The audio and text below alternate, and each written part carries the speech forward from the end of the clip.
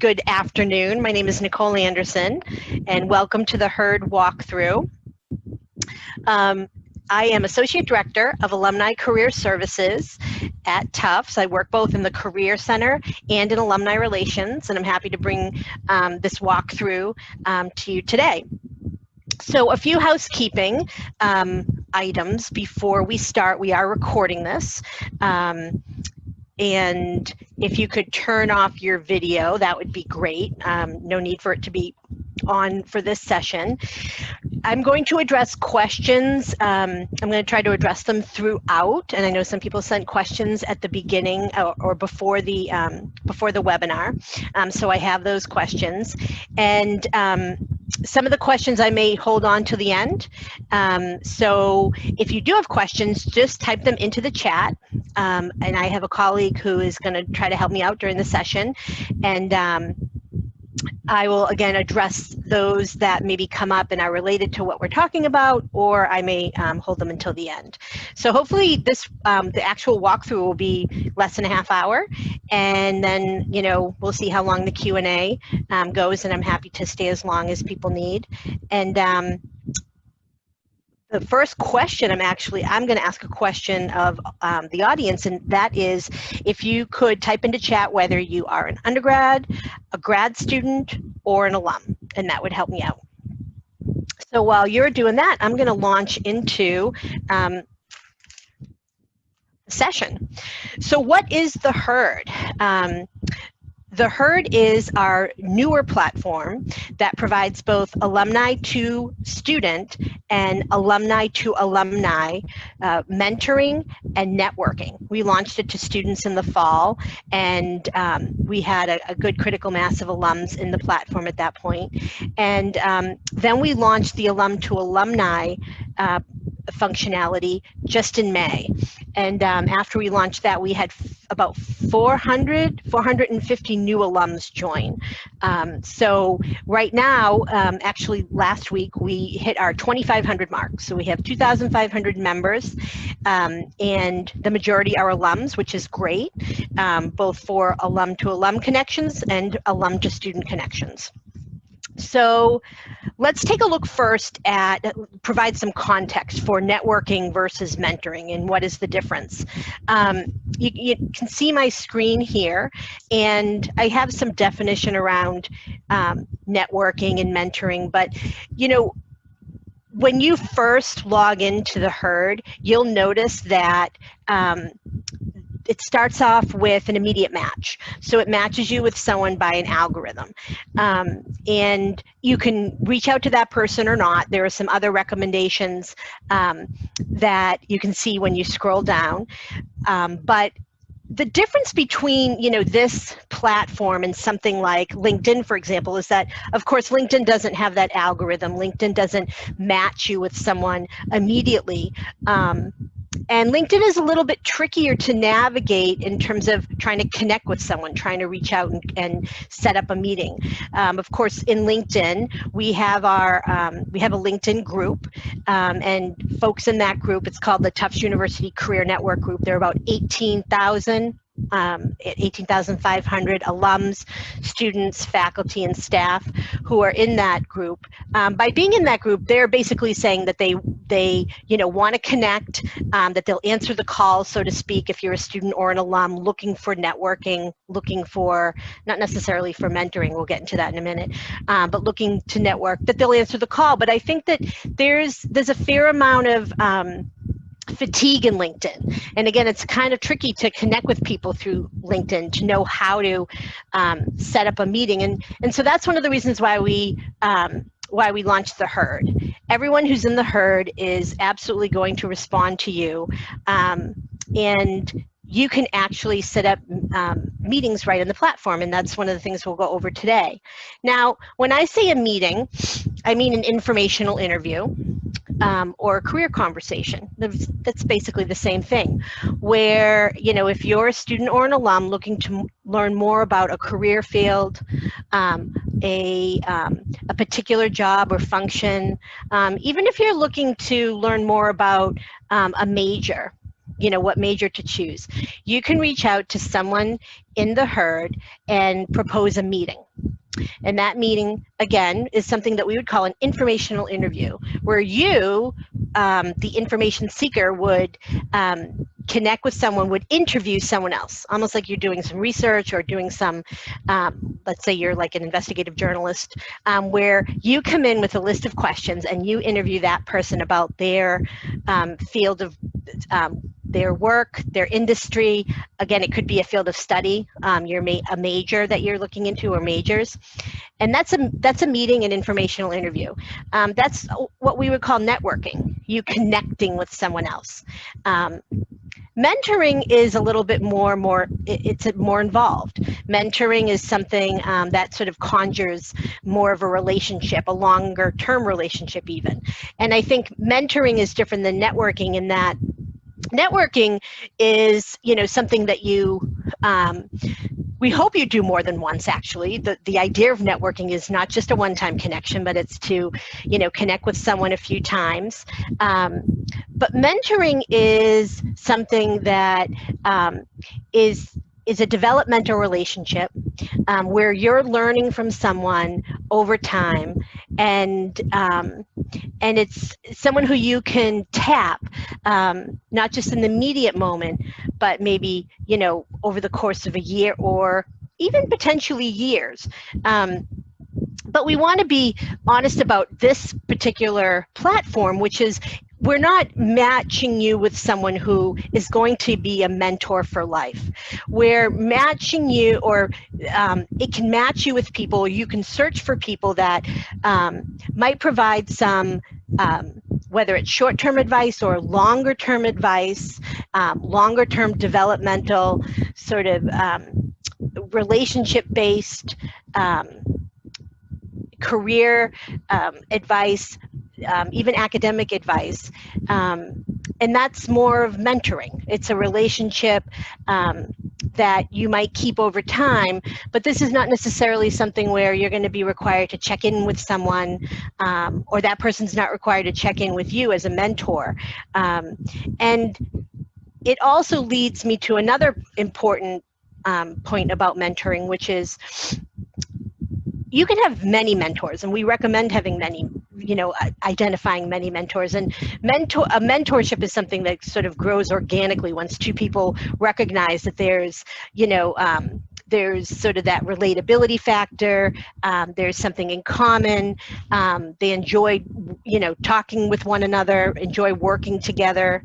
But you can have mentors from different aspects of your life. You could have a mentor for someone, a mentor academically, like a faculty member or a graduate student, an academic advisor.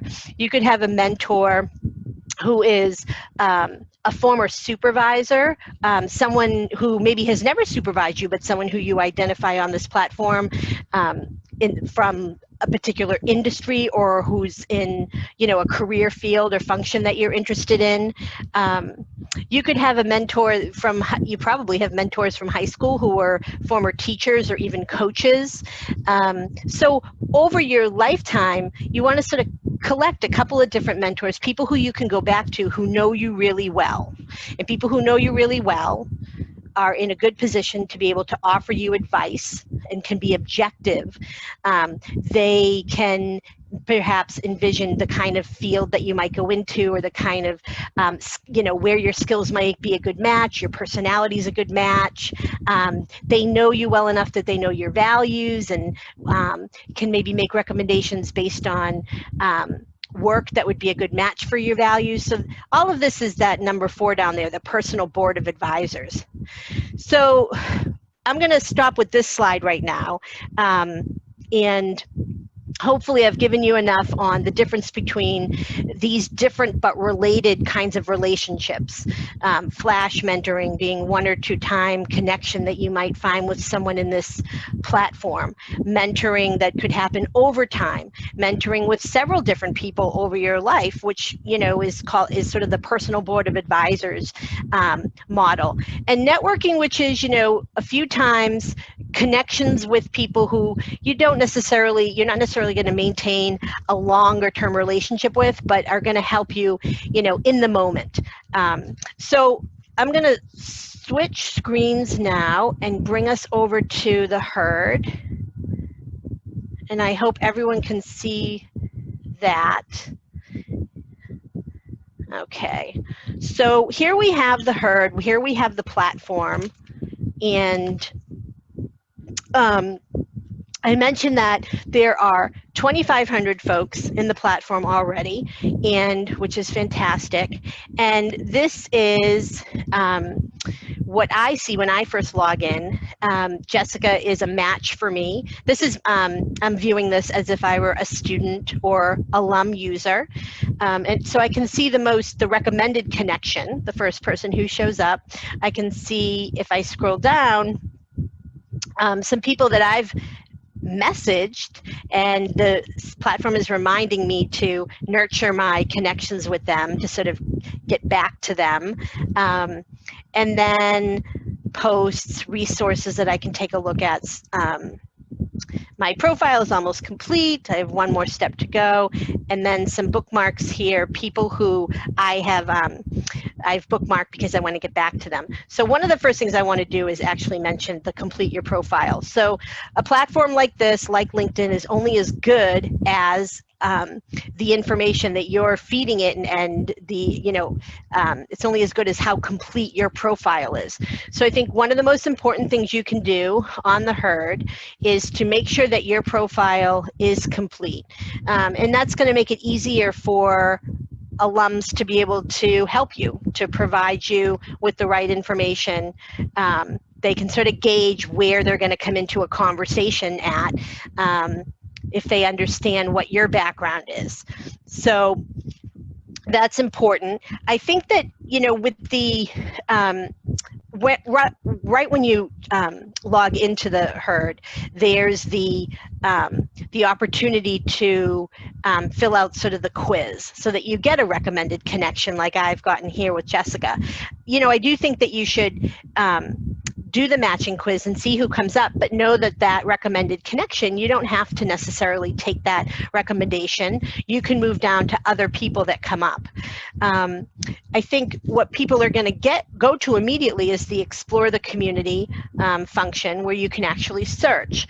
And here's a quick view of the people who come up for me. We can see that there are 1,928 active users right now, and there are 17 who are actually online. If we go to the help topics, these are the things that the alumni have checked off that they're willing to help you with. They're willing to provide general advice around careers, networking. They're also willing to conduct mock interviews with you, a general practice interview here, general mock interview, or a consulting case interview even, a finance mock interview for careers and jobs in finance, which would be likely a quantitative kind of interview, advice on things like first year on the job, salary negotiation. I think that salary negotiation is, whenever I'm working, when I'm career advising someone and we've gotten to that point where we're starting to talk about salary, I recommend that one of the #1 resources is talking to people who are in the field. Sometimes it's hard to figure out what a potential salary is, and so that's not off the table. That's absolutely something that you could be talking about in networking. They're willing to do some alums are willing to actually do a review or critique of if you have an online portfolio, if you have your own website, you know, you might be in a creative career, or you might be, you know, if you're like a usability engineer or an artist or a writer, they're willing to sort of look at what you're displaying online. They'll also do like a regular old resume or CV critique. They'll talk about job shadowing, which is fantastic. That's one of the benefits of this platform, which I think is very different than if you're using LinkedIn, which is at some some of the alums are offering you the opportunity to shadow them on the job, which I know can be challenging right now in the Zoom world, but there could potentially be some options to shadow an alum through some Zoom meetings, or if there are any, sites, whether it's, in the US or abroad, where people are going back to work and are going to be back on site. Graduate and professional school information, advice, that's fantastic. So this, platform is not just about advice for jobs and internships, it's also for academic advice. I mentioned that in my intro. If you're thinking about what major to choose, maybe you're a freshman or a sophomore, you could reach out to other students or young alums. If you're contemplating graduate or professional school, you can reach out to folks who are in grad or professional school right now or have degrees, have advanced degrees. And there's, the identity in school and the workplace. So if you are, let's say you're a first generation student, and this is sort of your first foray into a job search, or you're a first generation student and it's your first time, you're a freshman or a sophomore and you're learning to navigate, college and campus for the first time. This is something that you can search on. Also, cultural identity.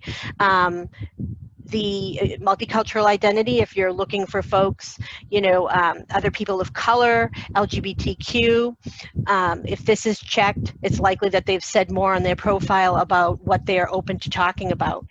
So we've got a whole host of different things here that that the alums are willing to talk about, not to mention their industry or industries.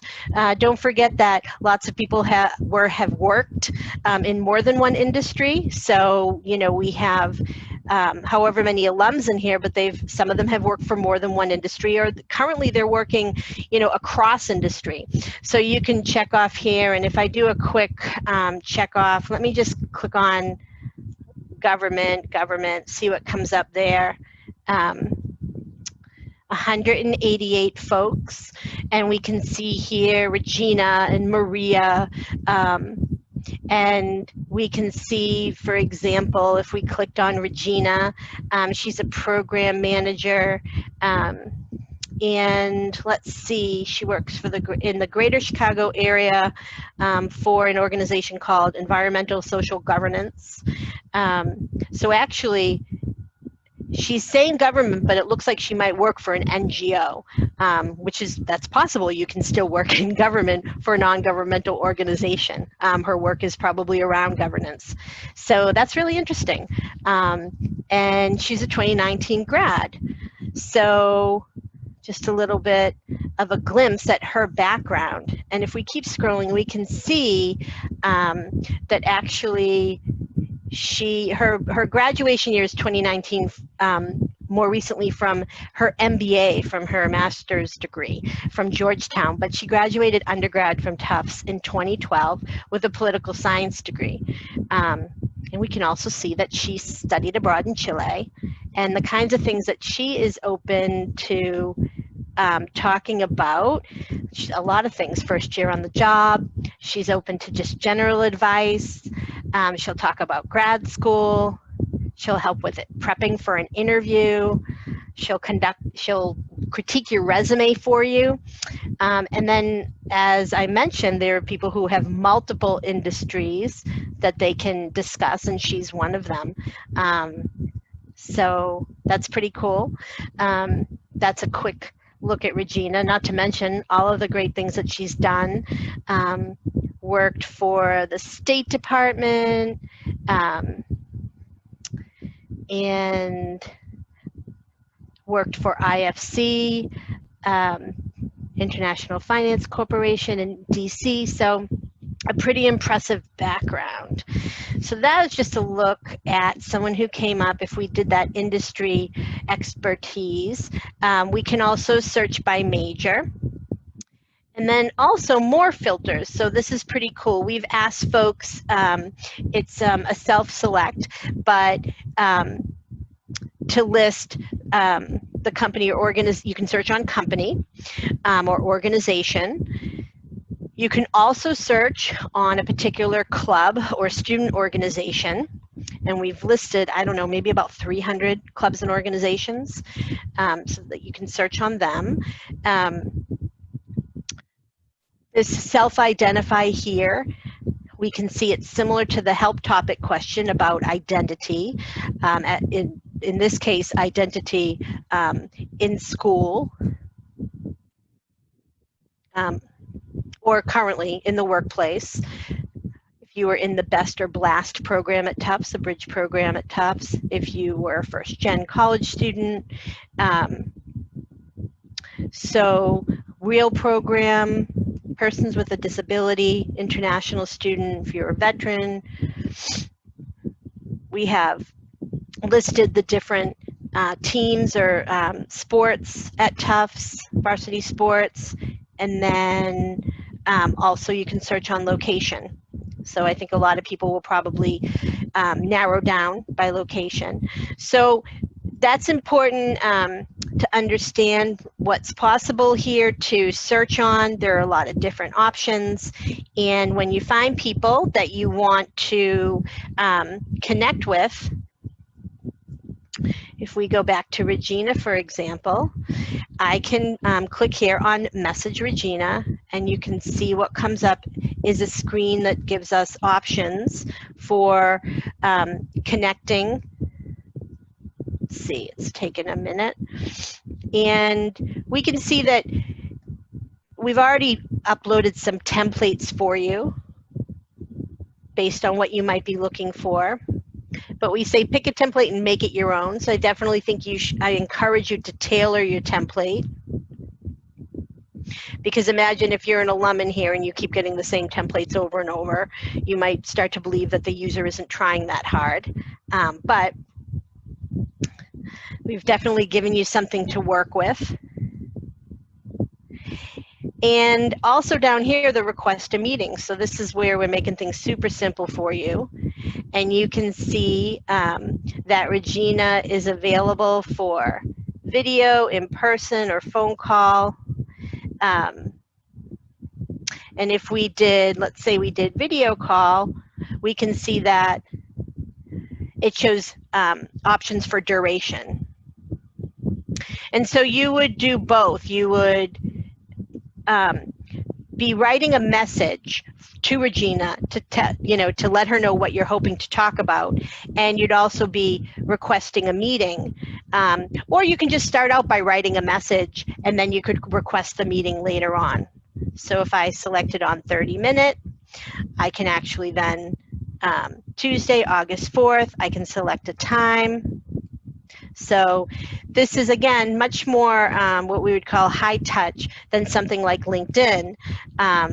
Not to say we don't want you using LinkedIn, we absolutely do, and there are far more alums on LinkedIn at this point. But this makes it really easy to set up the meeting. And that's ultimately, that's what networking is. That's what we're hoping to achieve here. The goal is to chat with someone, to get your questions answered about their career field, about the organization they work for, maybe about what they studied. And then, if it feels like this relationship is a good one, then what you might do is you might keep in touch with this person, Regina, for example, and over time that might turn into more of a mentoring relationship. You have to see, if you can nurture it and if it grows, and if the other person is interested in, sort of keeping up with you, keeping in touch with you. So let me just check in right now on I want to see if I have any questions that need answered. Gotta go to my screen down here. And my colleague, Susanna, can let me know if there are any questions that have come up. Hey, Nicole, Yep. not any as of yet, but people are more than welcome to send me questions in the chat, Susanna Kren, and I'll keep you posted, yep. All right, okay, thanks Thanks, Susanna. Sometimes it's hard to see, like with the different windows, if there's actually people who have chatted, because I moved my window down to the bottom of the screen. So some of the other things that I want to mention, some of the functionality in the platform. So there are currently some groups that we have on the platform. We just launched groups, this functionality in May. So we're going to have about 20 groups, hopefully by December. We're really hoping to get the groups activated this fall. And you can see right now there are 6 groups. So a group, it's kind of like a group on LinkedIn if you're in LinkedIn, but a group is, and we can go into the Entrepreneurs Network, it's a space where alums and students can get together and talk about a common interest in, you know, the subject matter or the, you know, a particular affinity area. In this case, the Entrepreneurs Network is for people interested and or currently working as entrepreneurs. So right now, I think we have about 15 members and 11 members. Anyone can join a group. You don't have to already, you know, be an entrepreneur to be in this group. And by joining the group, you'll be part of this sort of shared community, shared space where people can post questions to everyone in the group. You could post if you're an alum, you could post jobs and internships. You could post resources that you think will be helpful to others in the group. We're hoping that we can populate, you know, group spaces with events that are happening both on campus and off campus. You know, so the Career Center might post if there's an event happening. Alumni Relations will post if there's an event happening through any of the alumni affinity groups. So in this case, there is an affinity group that matches with this particular group. The Entrepreneurial Network is a group, is one of the shared interest groups of alumni. It's one of our strongest groups, and they're actually doing a lot of great events this summer. And so, you know, in some cases, the groups will actually coincide with a strong alumni network or alumni group that already exists. Additionally, some of these groups may coincide with a particular career community that is spotlighted through the Career Center. So the Finance and Consulting Network is a good example of that. The Career Center will be launching a new model for the fall, and that model is called a career community model. And so we hope that there'll be a nice integration between what's happening in the world of finance, you know, and what's happening in the Career Center in terms of career events, finance, career programming, and, you know, what's happening here on the Herd in this group, what kind of conversation is happening, and what alums represent the field. We have a very strong, finance is another area where we have a very strong network of alums, very active. And so it just so happens that there's this particular group on the Herd has a coinciding group of alums, the Tufts Financial Network. But you don't have to be a member of the Tufts Financial Network to join this group on the Herd, or vice versa. You don't have to be a member of the group to be in the financial network. And again, this is a space for alumni, students, and I should also mention there are faculty and staff who are also in the Herd. So we're hoping to get some faculty in here as well. And yeah, it's a great place to post questions, no questions yet, to share resources, to share events, and it will be integrated with the finance career community on the Tufts Career Center website. The finance career community, I should mention, it's greater than just finance. It is more of a business careers community. So we look forward to seeing that new platform when it's launched on the Career Center site. Let me just double check my notes here, see if there's anything else that I wanted to point out. The discussion in the resources section, discussion is open, to a lot of different topics. We can see here that someone posted a couple of weeks ago about a virtual federal student service internship opportunity. So that's great that there are postings about opportunities. It's not just sort of questions or, informational kinds of questions and posts, but this is interesting. So this particular alum, I'm a BFA, Bachelor of Fine Arts alum from SMFA, looking to pursue an MFA in fiction writing. Any general advice? So you can be asking questions, to the community at large, and we will probably be launching a creative and arts group. And so at some point, that would be a great question to ask to members of that group.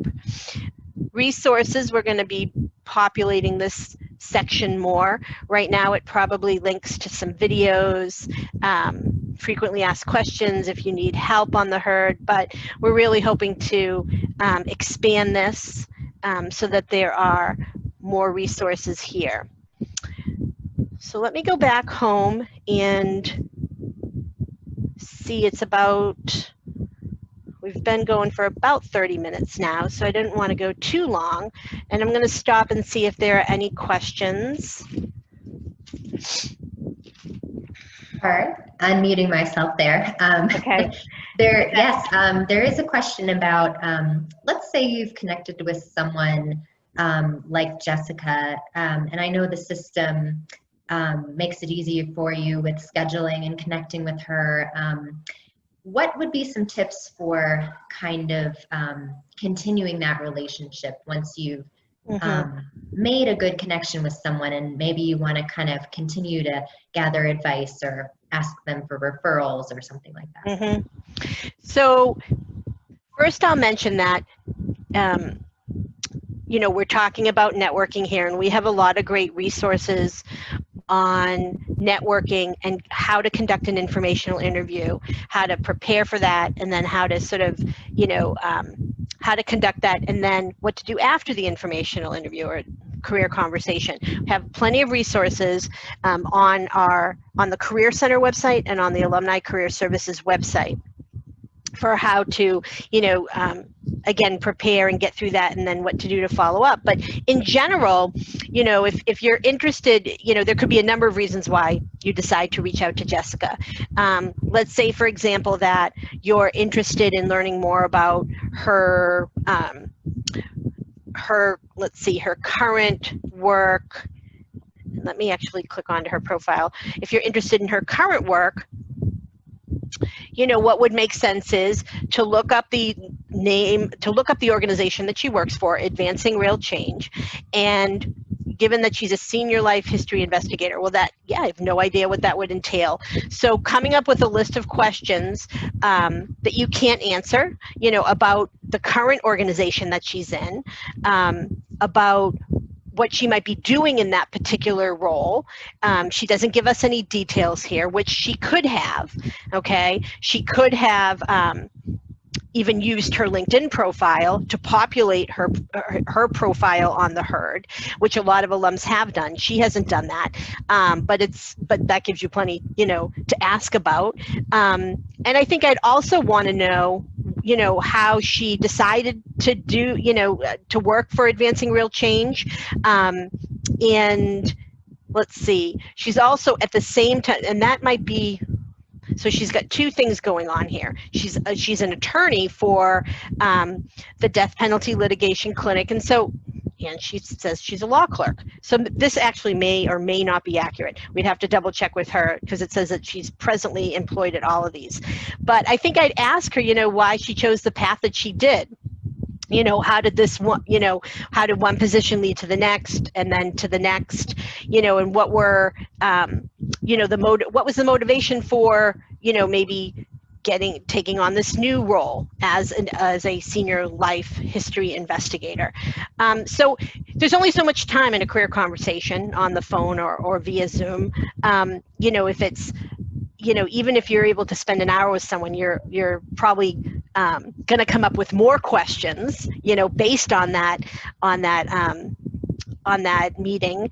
And so, a good question to ask at the end, or even in a thank you email after, is, if I have any more questions, could I reach out to you again? So that could be a reason to continue the conversation, to maybe set up another meeting, or maybe just to ask more questions through email. You get a feel for what you think the alum is open to. But I think one of the biggest questions I get in terms of how do you continue a relationship, or how do you rather convert a conversation that is educational or informative to something that's more opportunistic. Well, we shouldn't be going into every single conversation hoping that the alum is going to get us a job or an internship. What we're really looking for you to do in the herd is to learn. One of the things you could possibly be seeking to learn about is if there are openings at an organization, and you might be reaching out to someone where there is an opening that you're interested in, but there's always a case where there could be something opening up in the future. That's what we call the hidden job search. That's why it's smart to network with people in anticipation of jobs or internships that might open up down the road.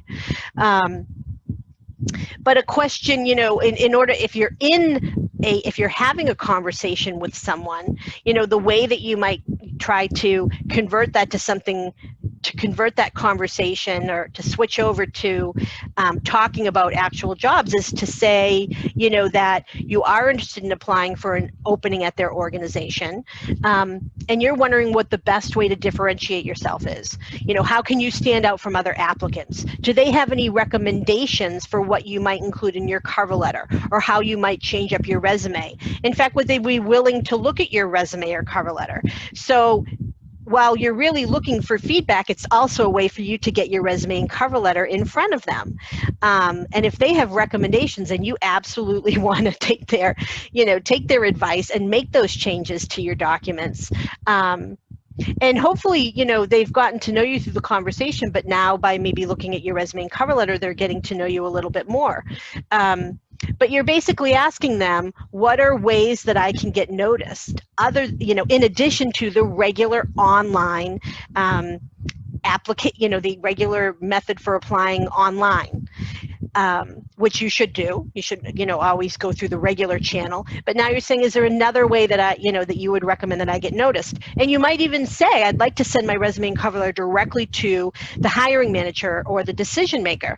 Do you, if that's appropriate in your organization, would you be willing to give me their name and their email? And you could be reaching out directly to the person who's doing the hiring. What would be even better to do before that would be to ask if they would introduce you to that person. So then you could maybe set up an informational interview with that decision maker. And now that's taking you to sort of your next level in terms of networking, or another, I guess you could say, degree of connection. And it might not be a Tufts alum, but that's what you're looking for. There's no limit on the number of people that you can talk to at an organization. In fact, what you're trying to do, if you're in search of the actual decision maker, or you're in search of the person who can give you the most information about the right role, the right job for you. So, yeah. Susanna, there's a very long answer to your question. Oh, yeah, no, love it. And we do have a few more, so thank you participants for entering those in the chat. That's super helpful. One super quick, easy question to answer is, what is the difference between the herd and handshake? And I know that, we do have so many resources and tools, so that can be a little tricky. And they also both start with H, so. Okay, yeah. They do. Yeah. So, good question. Easy answer here. So, the Handshake platform is the platform that the Career Center and Alumni Career Services uses to schedule appointments, schedule career advising appointments, to post jobs and internships that come to us from employers who want to hire Tufts students and Tufts alums. And I should mention there are a lot of Tufts alums who post jobs and internships in the system. And it's also the place where we list all of our events happening both through the Career Center, career events through the Career Center on campus, but we also post a lot of off-campus career events. So it's the place that you sort of need to go to, again, to schedule appointments, to check for events. Oftentimes you have to register for events like our online career fair happening in the fall for students. The Herd is a networking and mentoring platform designed to facilitate high-touch connections between alumni and students and alumni and alumni. There right now are not job listings or internship listings or a search engine in the Herd. Right. And there was another good question. LinkedIn doesn't really provide space for sharing involvement in student organizations.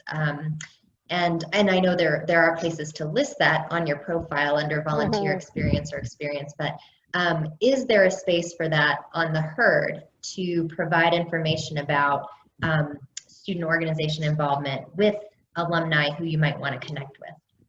There is. So when people are first signing up, they are asked if they participated in the following clubs and organizations while at Tufts, and we have pre-populated it with, I think, the current list of organizations that the Office for Campus Life uses. So if there's an organization that an alum participated in, I don't know, 10 or 20 years ago that no longer exists, I'm not quite sure. I would have to see if you can also just list your own in there.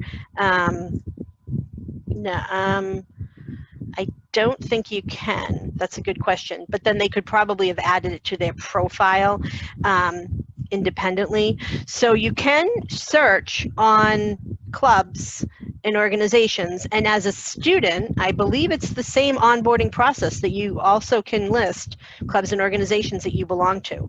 So, and if I'm wrong about that, I apologize. But a student profile is no different than an alum's profile. In LinkedIn, incidentally, there are some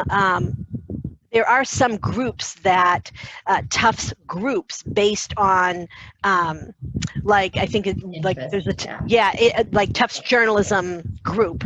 So for folks who were in the Daily or the Observer or any of the Zamboni or any of the media groups. I think that's a great. I'm glad that question was asked, because I think that can be a great conversation starter of, oh, you were really involved in LCS on campus, and so was I, and here's what I did, and kind of a way to develop that relationship and establish rapport with the person. Some of the other, did you have other questions that people posed over chat? Because if not, I can address some of the questions that came up before the session. Not at the moment, but people are welcome to continue to send those to me. Yeah, so I like this question here. And I sort of, this is about continuing to cultivate a relationship. After connecting with a mentor, how do I craft an update email in the future? So here's my recommendation. Of course, when we're setting up an informational interview or a career conversation with someone, or once we've conducted that, rather, you should be sending a thank you email that night or the next day, but definitely within 48 hours. You're going to send a thank you email. Thank you so much for your time yesterday. I really enjoyed talking to you about your work, about your graduate degree, and if I particularly enjoyed when we talked about this or when you mentioned this. So demonstrate active listening and point something out from the conversation. And then any action items that came up, you might, if you need more information or clarification on what to do next, restate that. Say, oh, thank you for giving me the name of this person. I didn't get his, could you send me his email, or could you make that introduction through email that we talked about? And then another question, something to put out there is, if I have any more questions, could I follow up with you in the future? And so that's sort of your immediate follow-up, your immediate thank you. But here's what I also recommend. And people always sort of have like an aha moment when I recommend this, but networking is not just about that one-time transaction. And while if I'm the student or the alum seeking information, I might feel like, okay, I don't want to burden this alum. They've already spent 45 minutes with me, and they used a lot of energy and they used their time, and I don't want to have to burden them again. But put yourself in the alum's shoes and imagine you get that immediate thank you, which feels good. But imagine if you never heard from that person again, particularly if you had a really great conversation, you were engaged, you sort of were interested, and you used a lot of your personal energy, and then you never heard. I think alums would like to know how they've made an impact. They'd like to know how their advice affected you, if their advice was accurate. But they want to know what happened. And so maybe with a small percentage of people, it doesn't have to be every single person that you connected with. But I think that networking really is about picking and choosing who the people are who you sort of feel like, okay, I think we related to one another. We had a good conversation. If you feel like the alum got energized by talking to you, so think about the people who you really got along with and or the people who are at organizations that you're interested in, that you want to follow. Well, in a few weeks' time, after you connect with them, for the first time, send a follow-up email with the subject line, thank you for our phone conversation in July. And then a really short email that has a couple of different purposes. It truly is to thank them for how they helped you. So mention to them how their advice helped. Or if you've taken the next steps, if you've checked off any of those action items, maybe they referred you to someone. Let them know. Say, oh, I connected with your friend at such and such an organization, and we had a great call, or we have a call set up for it in 2 weeks. I think they'd want to know that. Or maybe you ask the golden question, what are 5 other organizations that aren't on my radar screen that I should be looking into? And maybe you've looked into 5 of them and you've learned about jobs or internships. Mention that. Say, I checked out those organizations, and as a matter of fact, there's an internship that I applied for, and I have an interview coming up. So tell them what you did.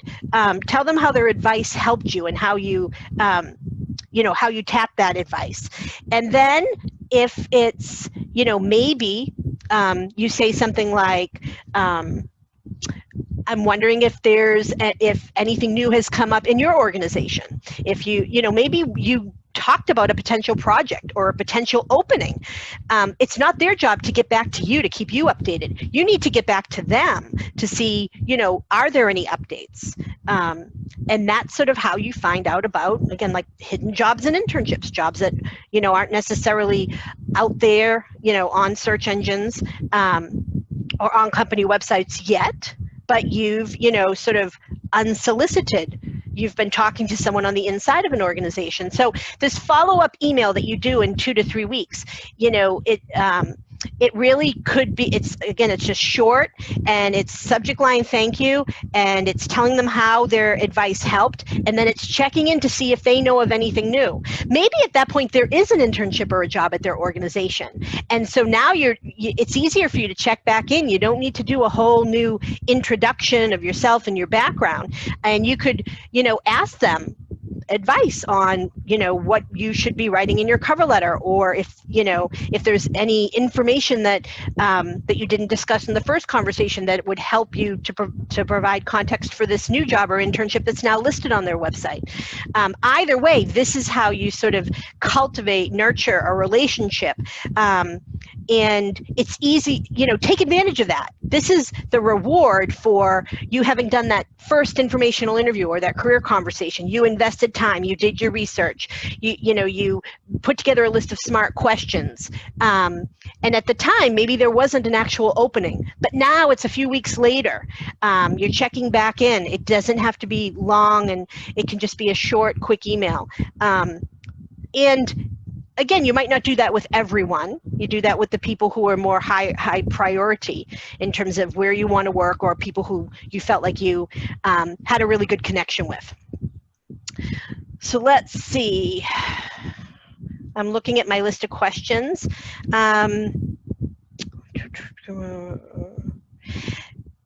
I kind of address this, but it's the elephant in the room. How best can I reach out to an alum to get more information about an opening at their company? Well, you need to be smart about this. Not every alum is going to know about details about that particular opening. So with that in mind, when you're reaching out to someone, through the herd, you want to express interest in them first. You want to express an interest in their path, in their role at the company, before you get into a job that's open that you're interested in. And now, if you are thinking, okay, well, that's a waste of my time, then you're not thinking about the real value of networking. The value of networking is, if you have an opportunity to talk to someone, to get sort of bigger picture about the company, and then, how all the pieces, of the puzzle fit together, different departments, what different, teams are doing, who manages a team, who are team members, what are their functions and their roles. So you want to get all of that stuff, and that's going to help to provide the context. idea. Oh, there you go. You're back.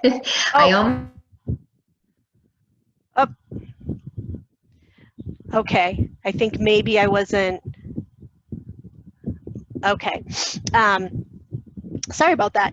So, for networking, for bringing it all together in a networking conversation is going to then help you shift gears and talk about a particular role, a role that might be open that you're interested in. But first, I think you need to, find out all that you can about the organization and about that person's path, what they did before they worked at that organization is, and then that person, I think, then you can sort of shift gears and say, I want to talk about what the best fit for me is in your organization. I've identified a role that I think is a good fit, that's interesting, but I'm trying to figure out if that's the best role for me to apply to.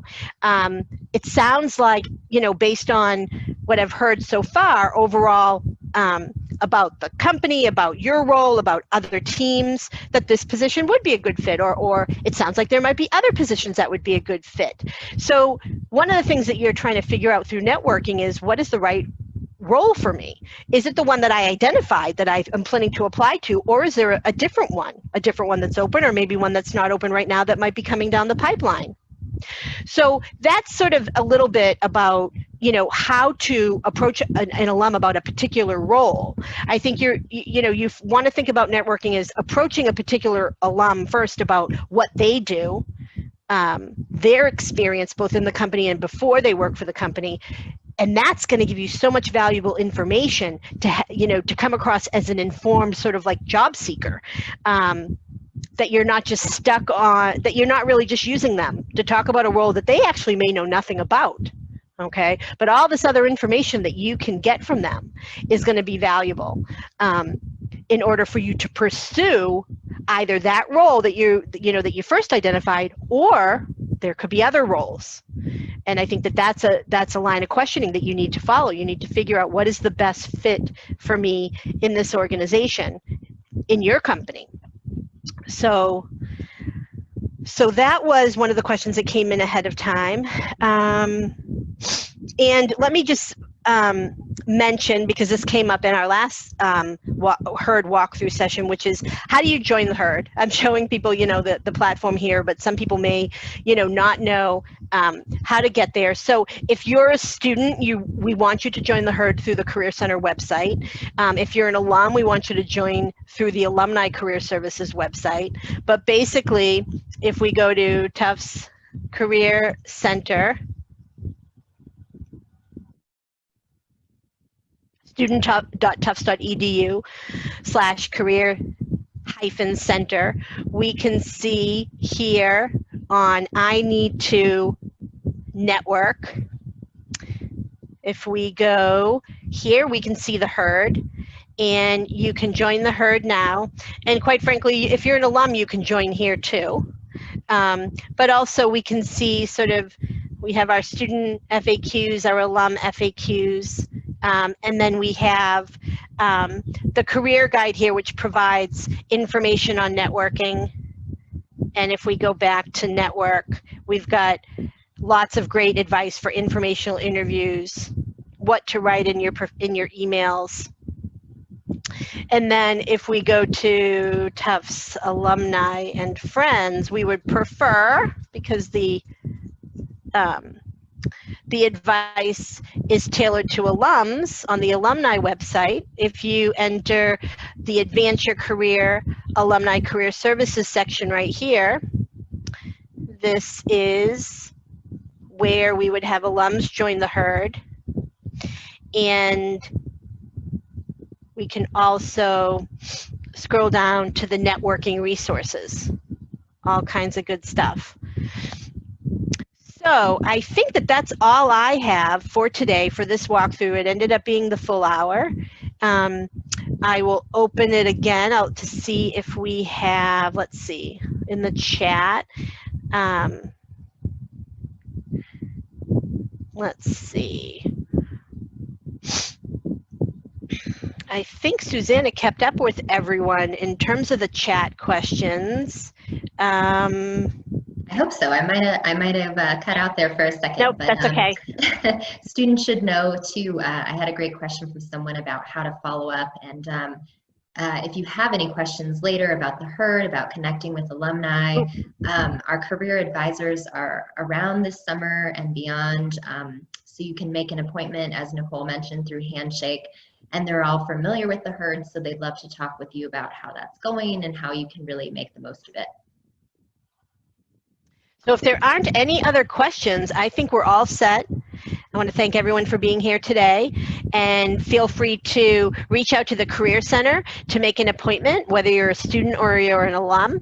And we look forward to bringing all the students back in the fall and continuing to work with our alums. So thank you. Thanks, everybody. Take care. Thanks.